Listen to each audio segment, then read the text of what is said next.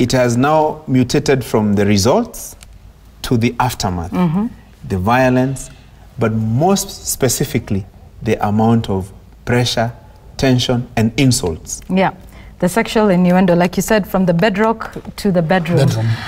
A lot of discomfort with the sort of language, the analogies that were used, the innuendo, and the fact that they're trading, you know, bobs over the violence. Yeah, it was violent in Kibra, but no, it was also violent in Ganda. In fact, one person died.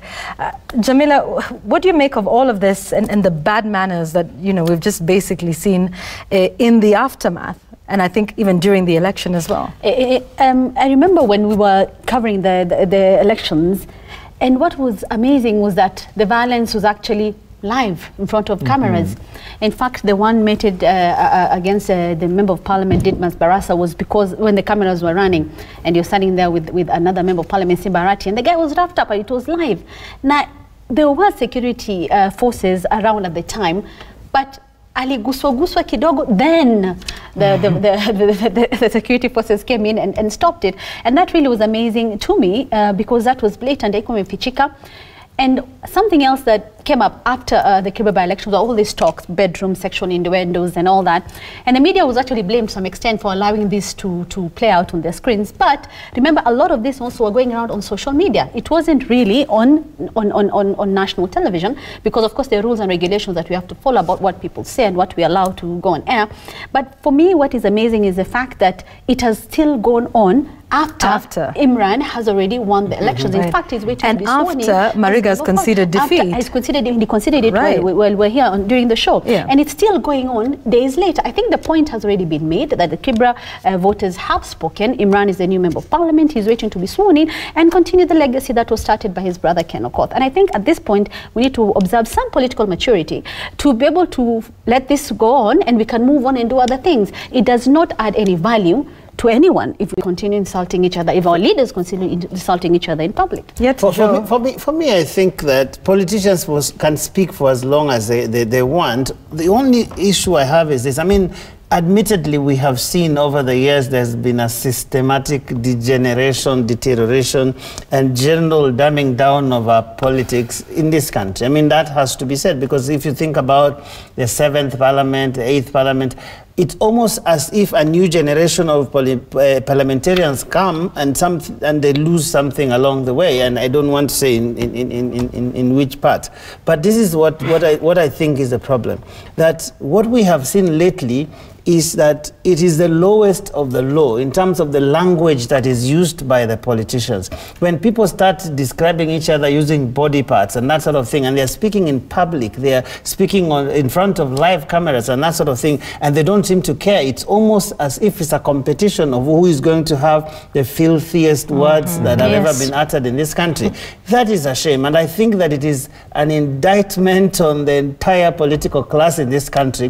One, because even the political leaders on both sides have not reined in their troops. In fact, some of them are busy stoking the fires and fueling it along the way, as if to say, guys, you're doing a good job, keep going. And I think that the more we keep having this level of debate going on in the country, it just means that more serious people, more committed people would want to jump into that space and do something useful, will simply just say, you know what, that is not my thing. And that is actually a bad thing. The country is more the worse off for it.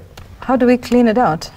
Unfortunately, we don't. Like we said last week here, this Kibra contest was not just about the people of Kibra getting a member of parliament. It wasn't about them. It wasn't just about. It wasn't about them. It wasn't just about looking for a successor for Ken Okoth. It had so much more beyond it. That's why, look at the headlines that have followed the Kibra by-election, even after the results are out.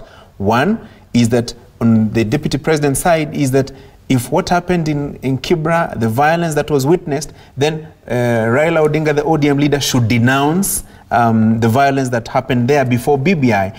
You had Kipchumba Murkomen, the Senate majority leader saying, I will not take anything to the Senate touching on BBI unless Honorable Raila Odinga apologizes for what happened in Kibra. The following day, you saw members of parliament from the Kieleweke team saying the deputy president should resign if he's opposed to the handshake. So it is much more beyond the Kibra contest.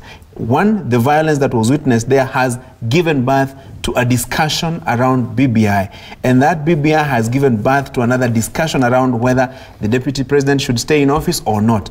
Notwithstanding what the law says. Whether Matiang'i should resign and everything else. So it was more or less like a spark. The Kibra by-election was just like a spark for what lays ahead in terms of politics. And it's an interesting thing that this is happening, you know, as we take a break, Linus, in the era of the handshake, which is supposed to apparently stop these sorts of things from happening. And even if you look at Kibra and Ganda before, I mean, you know, a person was killed and, you know, there's serious consequences. Even in Kibra, some people were injured.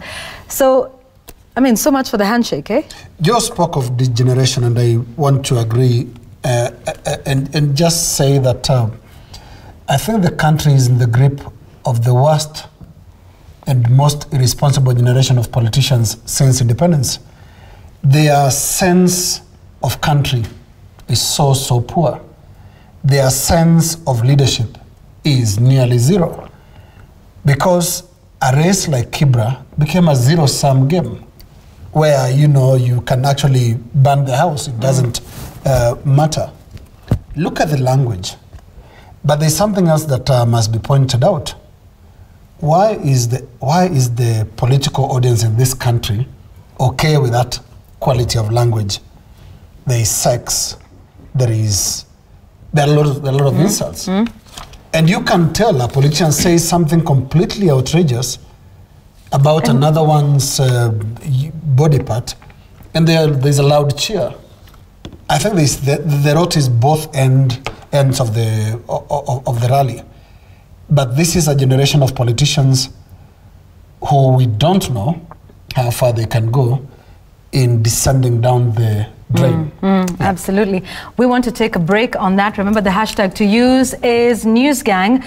We're taking a look at all your feedback, and it's also showing at the bottom of your screen. We're taking a break, but when we come back, we'll talk about police brutality, but more importantly, there was an issue at hand with the students at Jomo Kenyatta University that just lifts the lid on the real situation in universities today. We'll be talking about that when we return. Stay with us.